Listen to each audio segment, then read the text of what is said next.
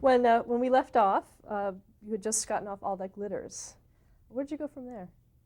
Downhill. No, I think I was kind of burned out, and I just took a little time off and uh, drove around, enjoyed my family, what have you. I should have taken advantage, having come off this hit show, and I should have sat down and come up with something wonderful, and I didn't. In fact, I was kind of like biding my time, and that's when. Now I'm going to have to stop again because what is her name? Betty Corday from Days of Our Lives came after me, and of all the things I didn't want to do, it was another daytime show, um, to head write another soap opera because it's such hard work. And, I felt I've been to the heights. You know, I've been on every talk show I was on, interviewed by magazines and what have you, and doing Mary Hartman. I don't want to go back to that. Not, not that I put soap down at all. I think it's some of the best and hardest writing there is in television. But I didn't want to do it. But, it's really nice to be wanted. And I remember her taking me to lunch. And she said, well, what would it take to get you to come back? And I thought, what would it take? At that point, I'd only had one development deal at a studio developing shows and writing pilots. And at that point, my husband was, I think he had just left one of his executive jobs at a network. And I thought, why don't I get back together with Ellis and maybe we could have a development deal together. So I said, development deal with my husband at Columbia, because that's where Columbia Television, that's where Days was produced. I thought, this was impossible, but they came back in a couple of days with a really terrific offer. Suite of offices, head writing. I would head write Days. Ellis and I would create series and TV movies, whatever. So we accepted. And actually, I think it was the first time we went back to work together since that very first show, The Hathaways. And it was a wonderful collaboration this time. I was chiefly involved with head writing Days because that's, it's a full-time thing. But I had a lot of creative input into pilots that we created, none of which got on the air. But we did do a TV movie called Women at West Point. And that was a lot of fun. This was a movie about the first women accepted at the U.S. Military Academy at West Point. And it was Linda Pearl, Andrew Stevens. Can't remember the other people in it, some good people. That was done in 81, I think, 81 or 2. Good movie. I recently showed it to my 12-year-old granddaughter on a cassette. She loved it. In fact, I was in touch with Lifetime channel. They're going to do something about the 200th anniversary of West Point. And I said, why don't you rerun this movie? It's about the first women, and they're looking into it. Maybe they'll do it. Anyway, we had there was a good experience, the deal at Columbia. Did you have a name for the production company, or? Yeah, what was our name? Mark Stone. Marcus and Goldstone. Mark Stone Productions, Inc. Or was that Elan? I think it was Mark Stone. We've had 2 companies. The other one was previous to that? Excuse me? The other one was previous to that? No, I think it was after that. It was the one that we used when we did our Life and Times of Eddie Roberts. Days of Our Lives, I was reunited with Wes Kenny, who was the executive producer. It was a very good show. I had a good time in that show. That was the one where all of the actors came and talked to me about their characters and what have you. And I had good relationship with just about everyone on the show up until the time when I got very tired of doing it, which was about 3 years later. And I remember Ellis and I went skiing. We went to Mammoth, and we got snowed in. I mean, the snow came up over the windows of the cabin we were staying. It was really scary. And I got this phone call from Barbara Corday about the storyline, about the Vietnamese young woman coming with her child who had been fathered by one of the popular characters. She said, the network won't go for it. The studio doesn't want it, and I don't want the story. And that's when I said, well, I'm going to do the story, And she said, well, not on this show. And I was fired, which was okay. I was ready. I was ready to go. Before you go, I wanted to ask you, when you were coming into the program, having come off Mary Hartman, how was it to swing back from satirizing a soap opera to going into one? Were you able to use anything? Well, I'll tell you, all of the soaps that I've that I've written, I've had a sense of humor. I mean, I think that we've had a lot of comedy storylines in them. Nothing like Mary Hartman, of course. And it was okay coming off it. I mean, it was just too hard to keep up that outrageousness and that pace and that difficult satirical genre. And as a matter of fact, I don't think Mary Hartman in the second and third year was anywhere near as good as that first year. I like to think some of it is because I wasn't there, but some of it is because the actors, I think, burned out. And it was a very difficult show to write. Now, working at Mary Hartman, did people in the soap opera world have any opinion about the fact that you were doing that? I think they had a lot of respect. They didn't object to the fact that, and it wasn't making fun of soaps. We weren't. It was just it was satirizing them, and not like the Carol Burnett show. You remember they used to do a thing with As the World Turns. What was it called? As the Stomach Turns. As the Stomach Turns. That's kind of heavy. An overdose of, it wasn't even satire, it was kind of sleazy. It wasn't good. But the satire we were doing, I think was pretty darn good, and I think they appreciated it. Actors and soap actors particularly are very bright people. A lot of them go on to become movie stars, and in New York, particularly, they really sustain the theater. They are theater actors on Broadway and off. Now back to Days of Our Lives.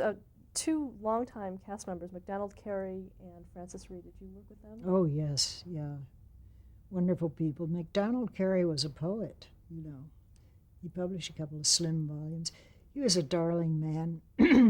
He had a stroke while I was head writing and couldn't speak. But he recuperated, but he couldn't speak. No, excuse me. That was the situation. What happened was he was beginning to have difficulty with his lines. It wasn't Alzheimer's or anything, but it was just, I don't know how they do it anyway. But we gave him a stroke on the show. The character had a stroke and couldn't speak. So it kind of let him off the hook. for a while, and I think it was he was recuperating from something or other, and there was a way to keep him on the show, have his presence there, and take the pressure off him because he didn't have any lines. He was a lovely guy. I think I don't know whether he died while I was head writer or probably later. Frances Reed is still there, God bless her. She's terrific. I think she's marvelous. I'm all for Frances Reed.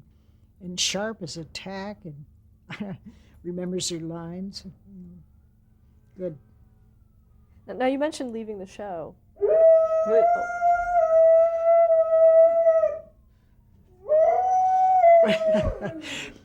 Every time an ambulance goes by, he does this. Yeah, I know, Ollie. It's very difficult. It's okay, though, sweetheart. It was... We're on. Is it okay? What? We're on. Okay. No, it was during our tenure at Columbia that Ellis and I came up with The Life and Times of Eddie Roberts. It was best time of our lives in the industry. It was wonderful. I loved that show, and very few people say. Did you ever see it? You describe it? Well, it wasn't as outrageous as Mary Hartman, but it had some of those elements. It was a soap, a nighttime soap, late night soap. Got later and later as the ratings dropped.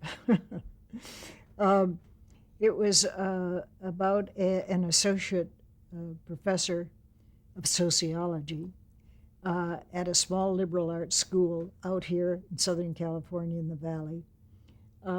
And he was fighting for tenure. And he was, close to getting tenure, which means that he wouldn't have to worry about being fired or what have you. But he was up against a lot of competition. And one of his chief competitors was a female Latina paraplegic. So she had all of those things going for her. But they were good friends. And he was married to a woman who wanted to be the first professional baseball player in the country. And it had a lot of me in it because I would have loved to have been a baseball player too. And they had a daughter who wasn't like Heather Hartman and Mary Hartman. I mean, she was a good kid, but she wasn't precocious or anything like that. She was just a good kid. And it just took on all of the social problems of the day. It didn't run that long. We had 65 episodes before they took it off the air. 13 weeks. And that was syndicated? It was syndicated. It was Metromedia Columbia co-production. And we had a guarantee of 13 weeks. That was the first and only show that Ellis and I executive produced, created, wrote. It was our show. And, it just didn't get the chance that it should have gotten. The ratings that we got on that show were not all that bad. They were like 6s and 7s late at night, which isn't a bad rating, but in those times they were worried about it. What they did was they warmed up the time. They said they were warming up the time slot by doing reruns of MASH. Well, what could be a better show than MASH? I think that's probably the best show that was ever on television. And people love MASH. I mean, no matter how many times they see it. So taking MASH off and putting this new show on, it just didn't play. I mean, it lost a lot in the ratings that way. But we had a lot of fun with it. We worked on, we had all kinds of problems, drug problems, interracial, sex problems, immigration, problems with the Mexicans coming over the border illegally, politics,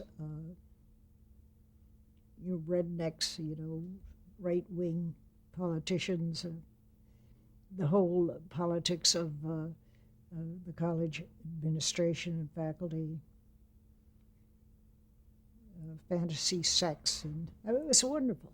I loved it. Wasn't Billy Barty on it too? Yeah, Billy Barty was a private investigator. Well, we also had a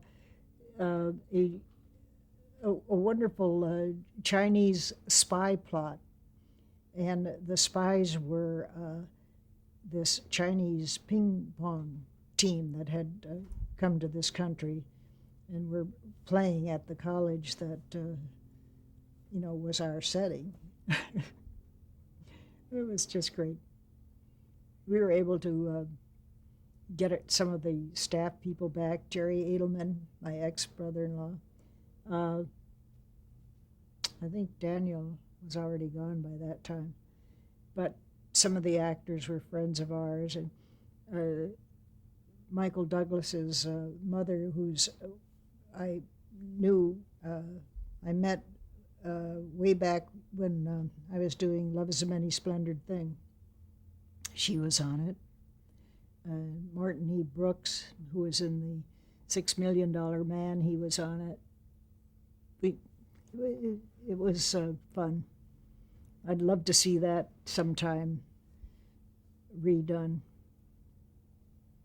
Anyway, what we had this 13-week guarantee.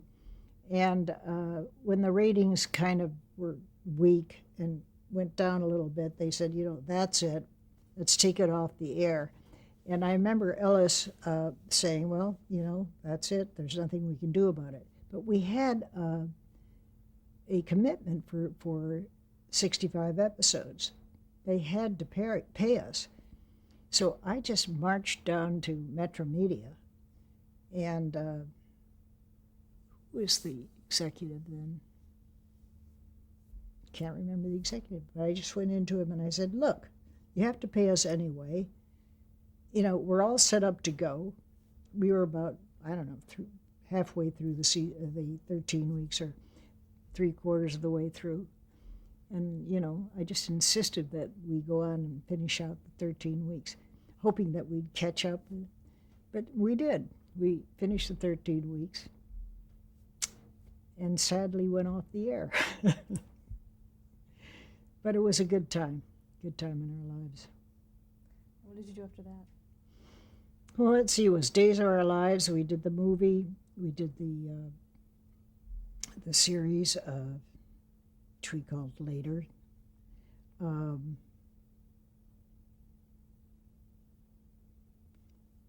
Somewhere there you did Love of Life too, right?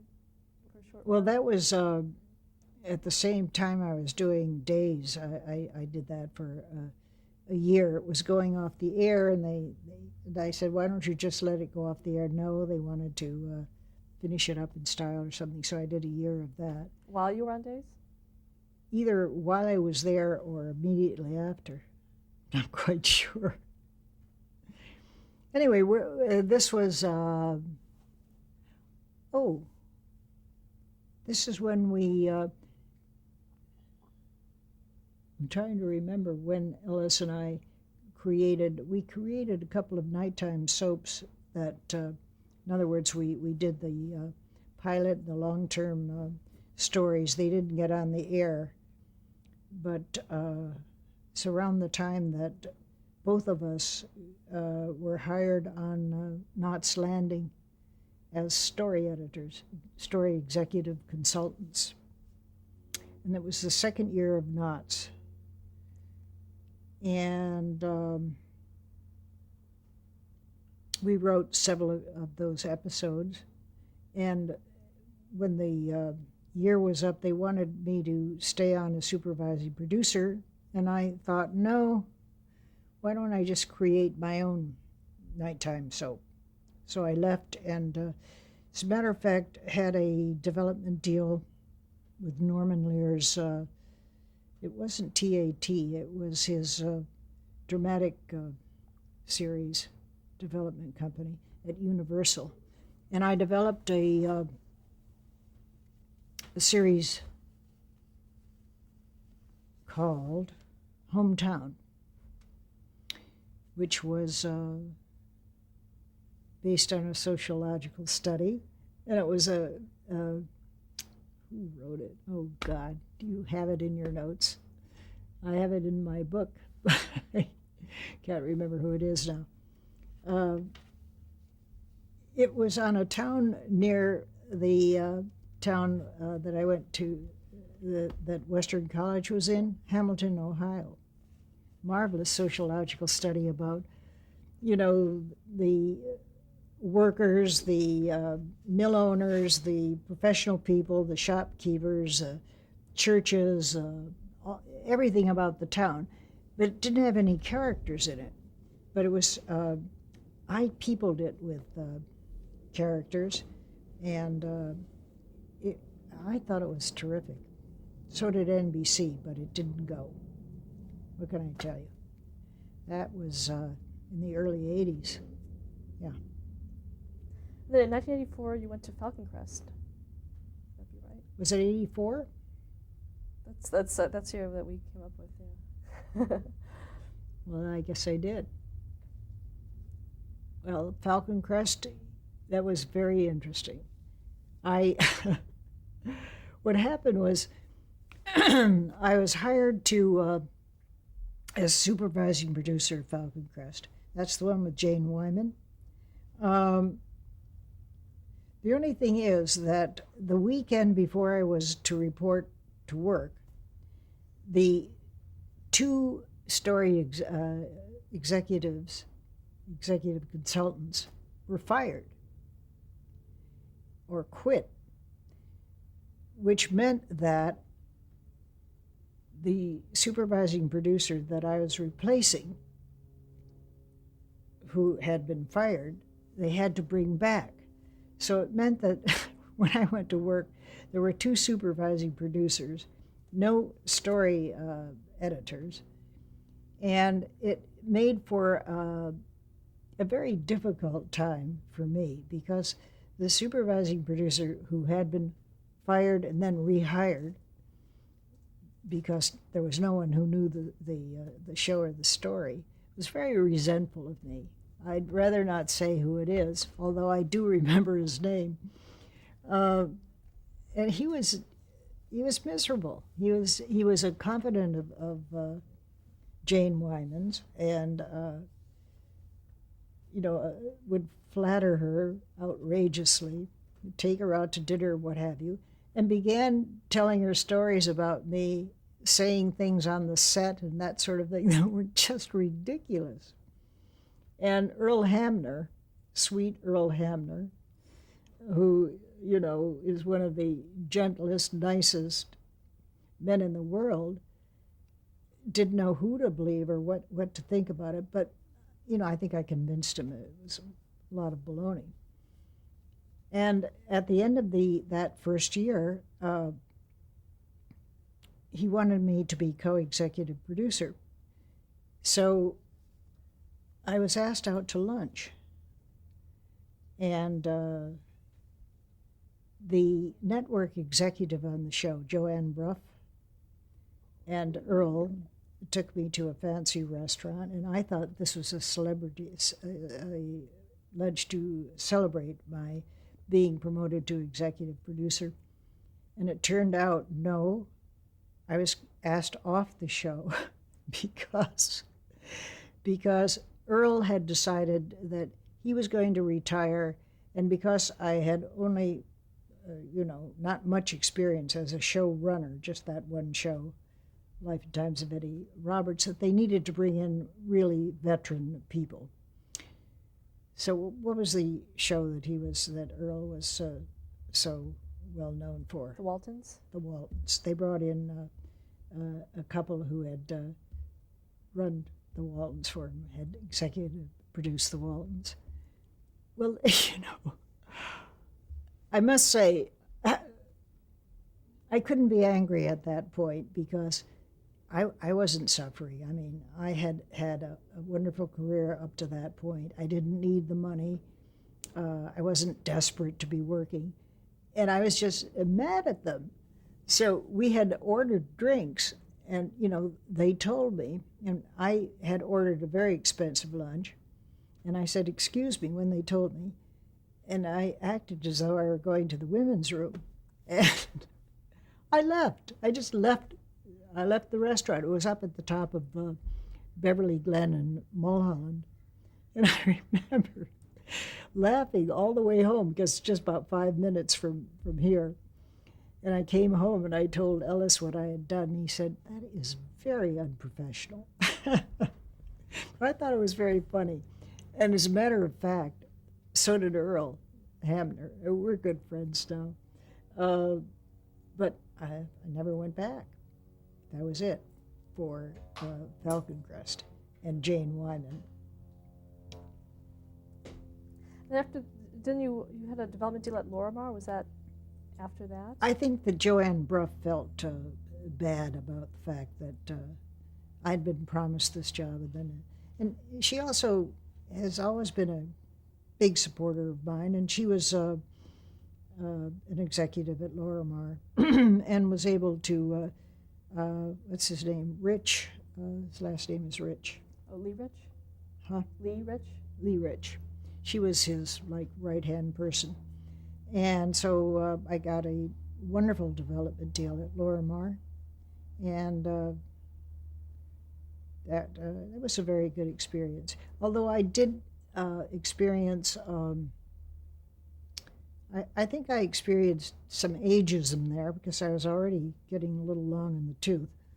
And there were these young tyros who were, gung-ho and fighting every minute for